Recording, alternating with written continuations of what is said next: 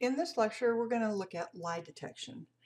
And as you might guess, being able to detect when somebody's being truthful or untruthful is a pretty big deal in our criminal justice system. Obviously, if somebody's committed a crime, they have a lot of motivation not to be discovered. And so the question is whether or not we can, in fact, figure out when someone's lying. And there's this particular picture is a famous shot from the Meet the Fockers movie where the potential son-in-law is being put through the paces here. So we're going to focus on two questions.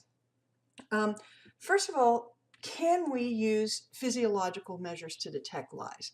In other words, do people give off signals from their body that we can actually measure and figure out whether they're telling the truth? And the second question we're going to ask is whether people are good at detecting those physiological measures. So in other words, can people detect some of the things that happen when someone's lying? In other words, can you tell when somebody's telling you the truth or if they're lying to you? And those are two slightly different questions. They come at it from a slightly different point of view. So let's look at the physiological measures first. Most particularly when we talk about physiological measures, we typically talk about mechanical ways to detect lies. And the biggest type of method that we use to try to detect lies is the use of polygraph tests. So polygraph tests measure physiological changes thought to indicate arousal. In other words, lying. So polygraph tests don't actually detect lies, but rather they detect the arousal that we think occurs in the body when you lie. So they're often called lie detectors, but in fact they don't detect lies at all. What they're detecting is the physiological changes that we think happen when someone is lying. When someone takes a polygraph test, there are 4 sensors attached to the body. There are tubes placed around the chest and stomach and a blood pressure cuff on the arm. And these are all designed to measure changes in physiological arousal that are thought to occur when someone's lying. So do they work? Well, they actually are more accurate than people. So they do work better than people. And we're going to talk about people later. The accuracy for a lie detector is about 65% or better. The average for people, I've got 57% there, but there's a huge range, from 45% to about 60% accuracy. But the point is that lie detectors or polygraphs do seem to be better than people are at detecting lies.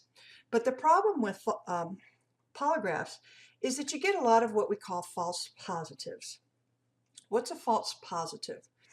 That's when the polygraph indicates that the person is lying when in fact they are not. Okay? So think about this. Did you kill that woman? No. The polygraph says this person is lying when in fact they're telling the truth. That's a false positive. And when you look at polygraph tests, you see you get a pretty high rate of false positives, 37%. The other type of error is a false negative. A false negative is when someone is lying, but the lie detector test or the polygraph test indicates that the person is telling the truth. So the person is in fact lying, but the polygraph says, no, they're telling the truth. And you see that there are also false negatives. Now think about what I've just said for a second. You have many more false positives than you do false negatives. In the legal system, which one is more of a problem? Is it more of a problem to have a false positive, or is it more of a problem to have a false negative? Think about it for just a second. Do we want to, how do we view our criminal justice system? Don't we have this saying that it's better to let 10 guilty men go free than one innocent man be convicted? Well, so which one of these would lead to the opposite of that? Obviously, it's the false positives, because what the polygraph is saying is that this person is not telling the truth when in fact they are, and we might run the risk of convicting an innocent person. Okay, we would rather have it the other way around, more false negatives than false positives, but that's the fact. So this is what we kind of know about polygraphs. The question is this good enough? You know, about a 65% accuracy, is this good enough? Well, up until the 1980s, a fair number of companies were using polygraph tests to screen job applicants. And so, for example, the court case that came up was a drugstore chain that was requiring all its applicants to take a polygraph test and asked about their honesty and their criminal history and all kinds of things. Well, there was a class action suit against this pharmacy, and the Supreme Court actually said no. You cannot use polygraph tests to make decisions about hiring. So the court said 65% accuracy, no, that's not good enough. You can't make decisions. That's discrimination. They did make an exception, however. The exceptions were for companies that deal with drugs, so a pharmaceutical manufacturer perhaps, anybody involved in security and government work. You can use the polygraph test. And in fact, the FBI uses polygraph tests to screen its applicants, still to this very day. Can you use the results of a polygraph test in court? Well, not in most states. In 2 states, yes, you are allowed to use the results of a polygraph test. But in many more states, it's much more equivocal. So for example, in 20 states, you can use polygraph tests, but only if both parties agree. And what are the odds that both parties will agree? If the defendant failed the polygraph test, the defense is not going to allow that polygraph test to go into testimony. If the defendant passed the polygraph test, the prosecutor doesn't want that. But in 20 states, it has to be if both parties agree. And in the vast majority of the states, results from polygraph tests cannot be used in court.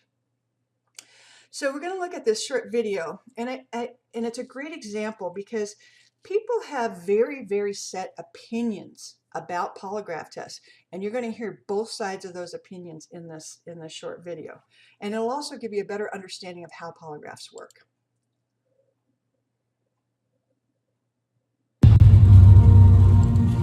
Since its development by a Berkeley professor in the early 1900s, the polygraph has been under heavy scrutiny.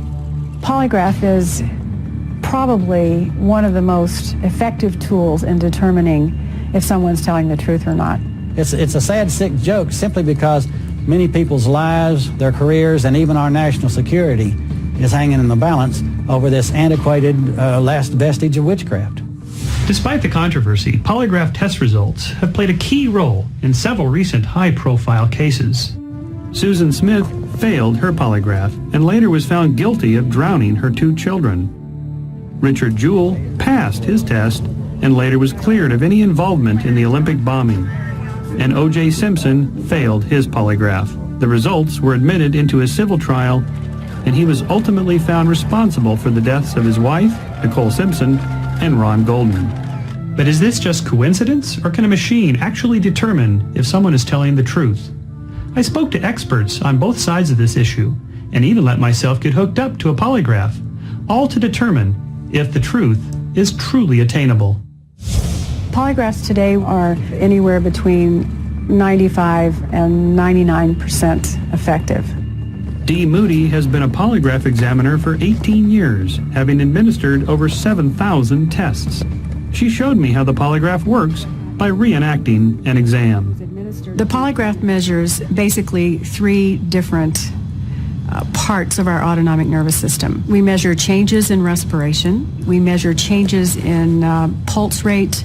We also measure what we call galvanic skin response, which we measure by putting a couple of electrodes on the fingers of the individual, and it measures changes in sweat gland activity. When conducting an exam, Dee asks control questions, questions that are not directly related to guilt or innocence, to gauge the subject's normal response levels. Is your first name Sam? Yes. These control questions enable the examiner to accurately evaluate responses to the relevant questions, questions directly related to guilt or innocence. Are you lying on your test today? No. If a subject's reaction to the relevant question is greater than the reaction to the control question, the polygraph will find them to be deceptive. To illustrate how the polygraph gauges responses, Dee showed us the charts from an accused child molester. I had him write me a statement wherein he denied all the allegations regarding these children. So that was the question, did you lie in your written statement? This is the spike in his galvanic skin response, Right. which would tell you that he lied. But just one heightened response does not condemn someone. Polygraphers run 3 to 4 charts on each subject, asking the same relevant questions, slightly rephrased.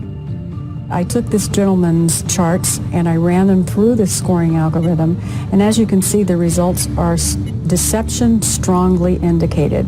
Seems like hard science, or is it? When the goal becomes to know for sure whether someone has told the truth, and when you bring in high technology and manipulative practices, then we have really a very potentially dangerous situation, because the fact is there is no reliable way of detecting whether someone is telling the truth or not.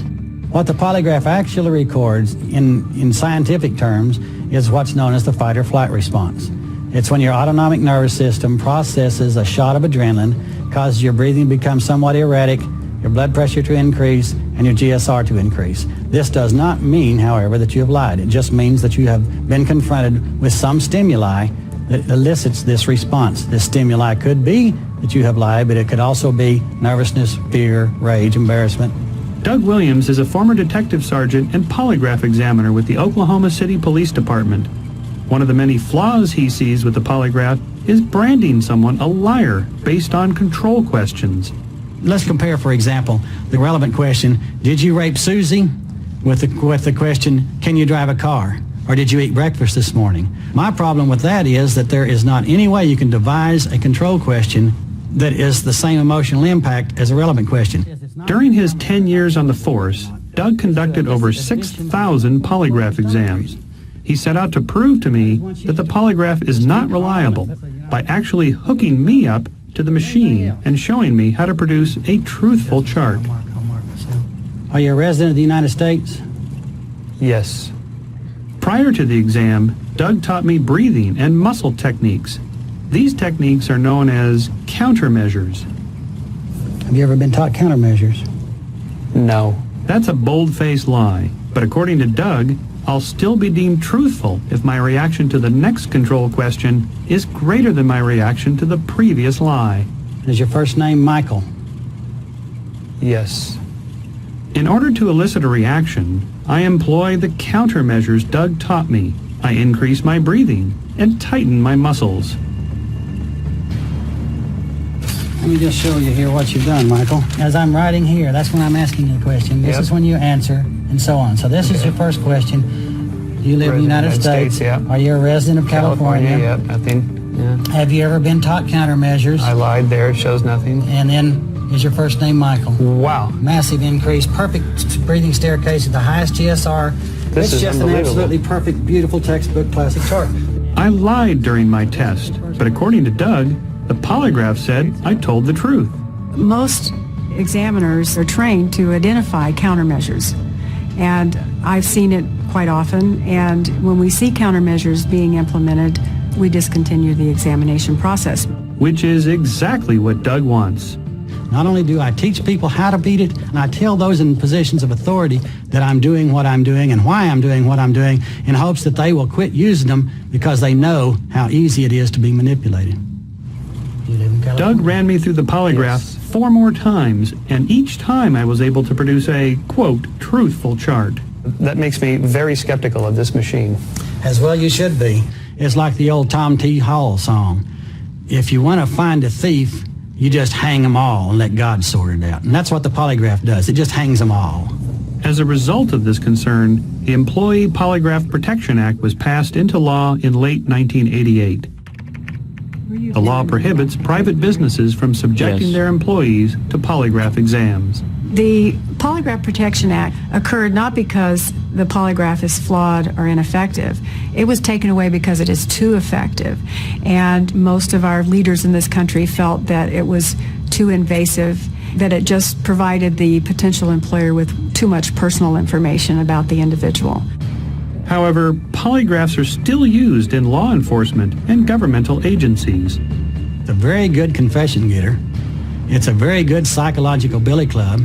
It's something that you can use to coerce a person into confessing and divulging all sorts of information, but it still does not detect deception because they're still based on the same false theory that there is a reaction that indicates deception, and there is no scientific evidence to support that theory. People who offer high-tech solutions, all kinds of fancy gizmos that promise a way to give you the answer, that's a very appealing promise to be able to make. But they're dead wrong. There's little debate that the polygraph effectively measures increases in heart rate, breathing, and perspiration, and that these increases may occur when someone is lying. But does it prove 95 to 99% of the time that someone is being deceptive? In my experience, not even close. And actually, I think the woman on this video overstated her claims about the polygraph, but she's certainly one of the believers.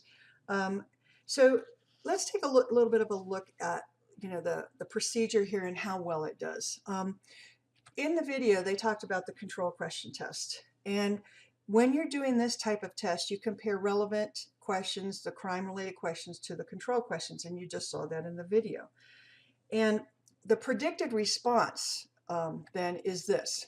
So let me just orient you here. So what you should have here, the yellow bar is somebody who's innocent. When you ask them a control question, you may get some arousal, but you're not going to get any more, maybe just slightly less on the relevant question. Did you rape Susie? Which is what that video showed. On the other hand, you should get the exact opposite. And that was, again, what they said you were looking for, which is on the control question, you don't get any arousal, but on the relevant question, did you rape Susie? Then you get a higher response. That's the predicted picture. Obviously, they don't put it in these bar graphs. They have a different way of looking, but that's the pattern that you're looking for. The problems with that, I think the video told you about this. One of the problems is that there are ways to try to beat the polygraph. And beating the polygraph by using what's called countermeasures. So I'm going to show you this short video. It's actually kind of humorous, but it talks about countermeasures and what exactly they are in terms of beating the polygraph. So let's take a look at that. Lying. Your mother said don't do it, but you did it anyway, like stealing, swearing, and arson. But you might have thought twice if she had had one of these. It's a lie detector. Okay. I am harder than Jeff Capes. Evade. Lie detectors. Lie detectors can only detect lies by looking at increases in heart rate, sweating, or blood pressure. So there should be a way to beat them. Let's find out.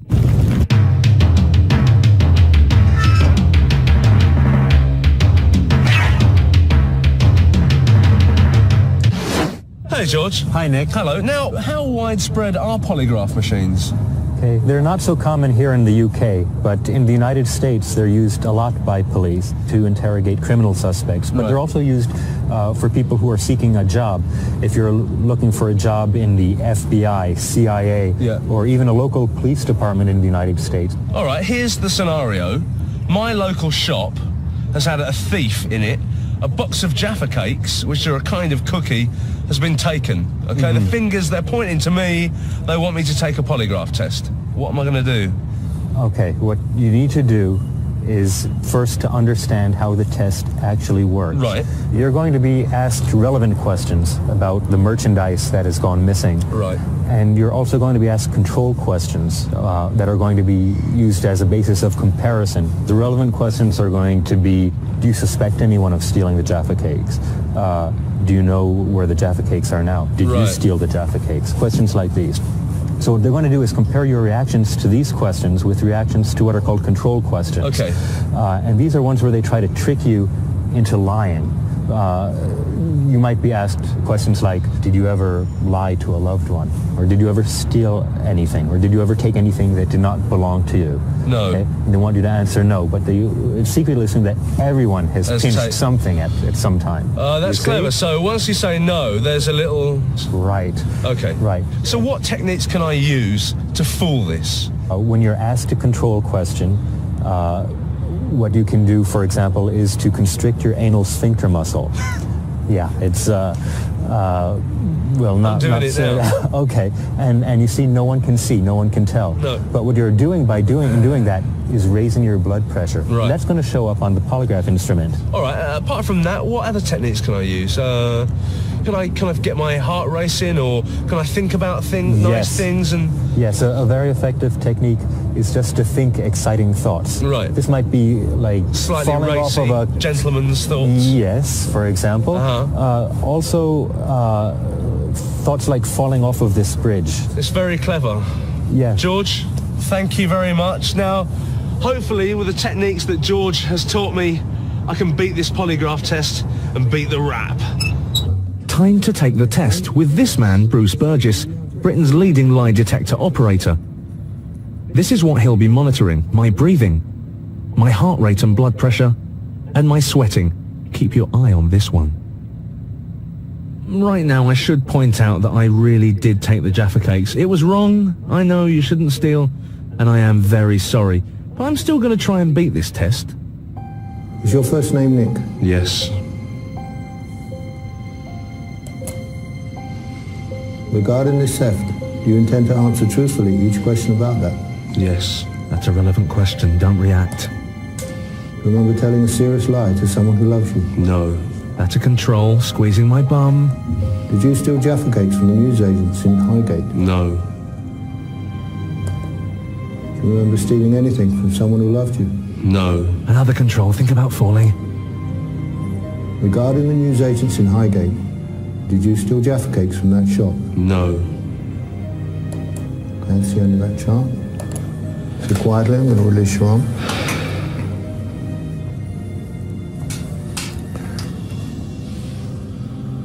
You're giving reactions on both the controls and relevance, which is most unusual. Looks like the sphincter trick worked. When I got reactions on the controls and reactions on the relevant, I know someone's messing around. So Nick, the result I got is that you were deceptive. You were lying. You did steal those Jaffa Cakes. Yeah.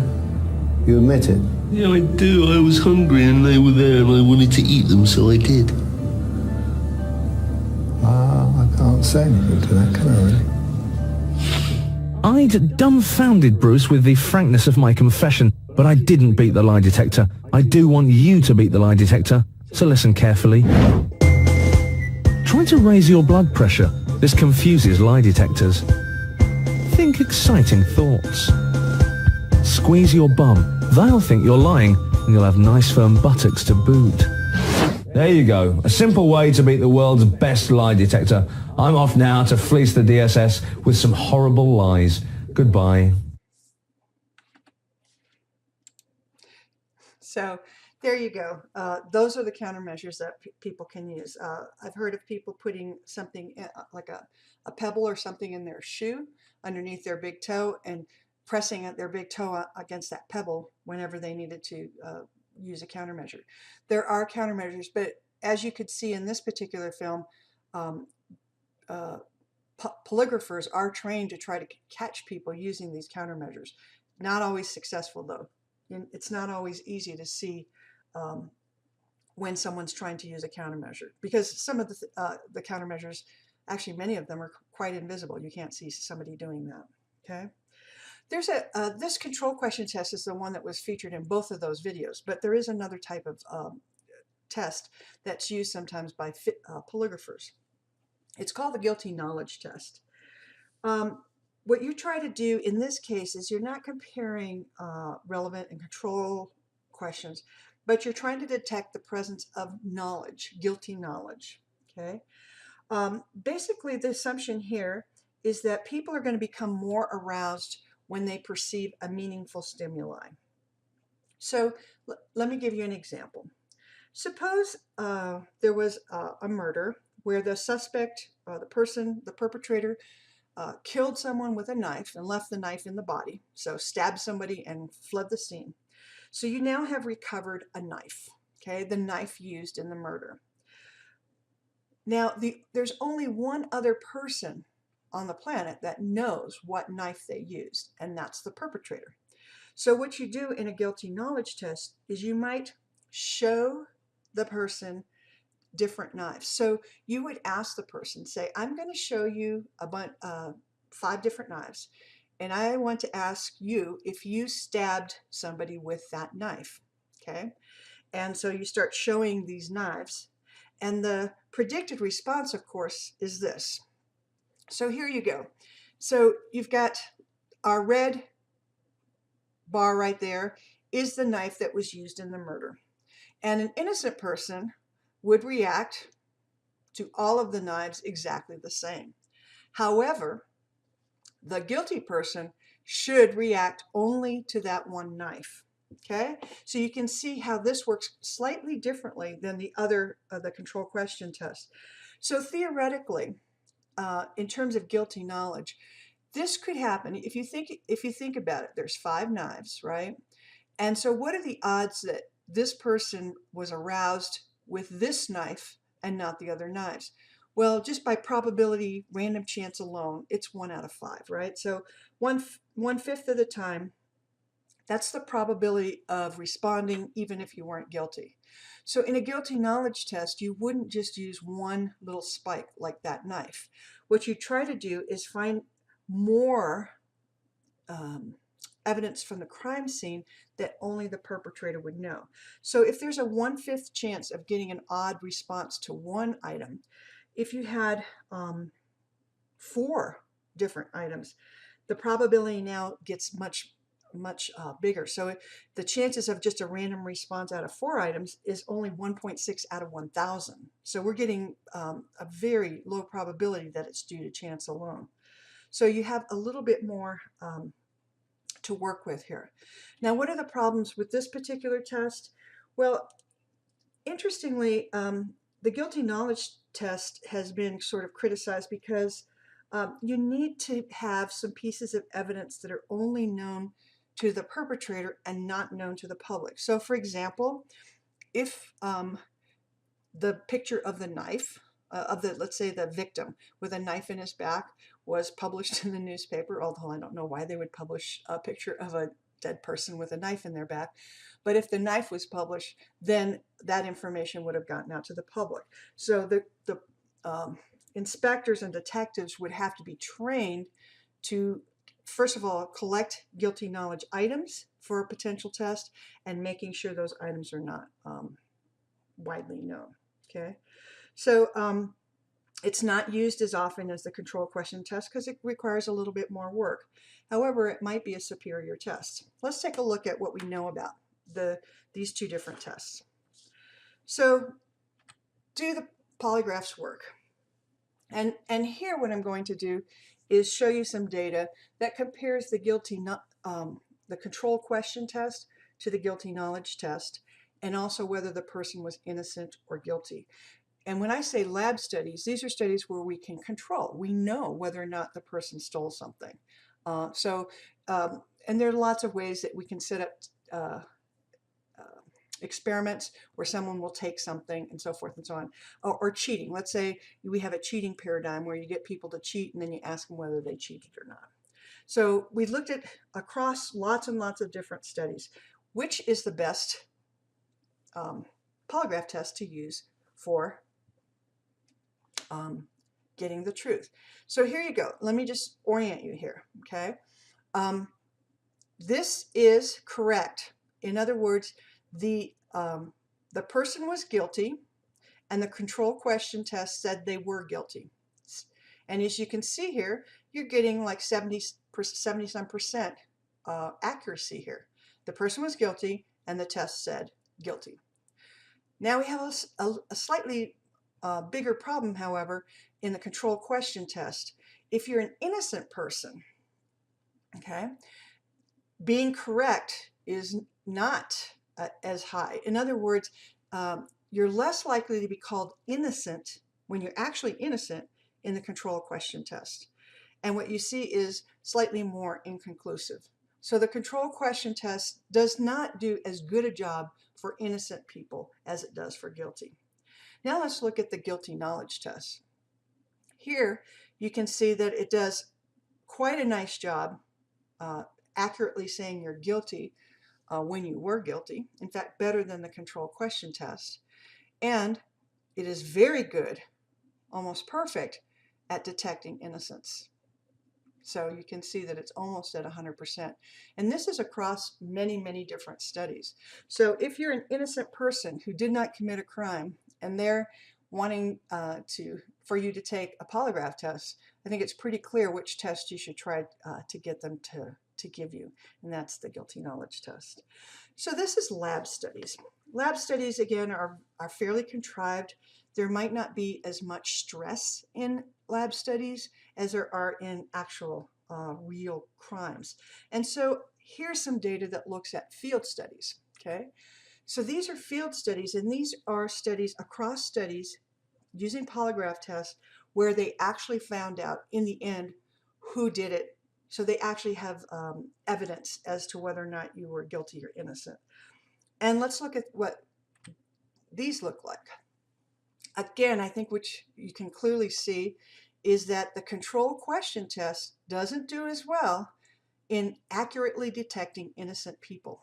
So more innocent people are found guilty, and here in the field studies it was even higher than in the lab studies, more likely to incorrectly say that you're guilty when you're actually innocent.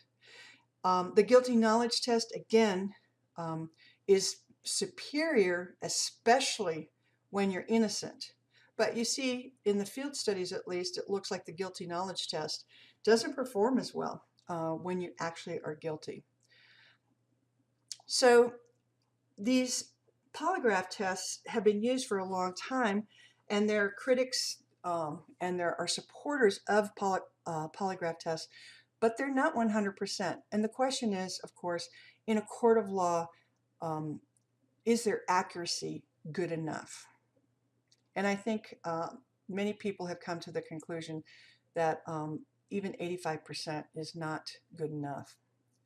Okay, we're going to stop here, and we're going to pick this up next time in the next lecture, and we're going to look at how people do as lie detectors and what cues they use to try to figure out when someone's lying. I know your mother probably always asked you to look her in the eye and she could tell when you were lying. The question is, how good was she? Okay, we'll talk about that next time.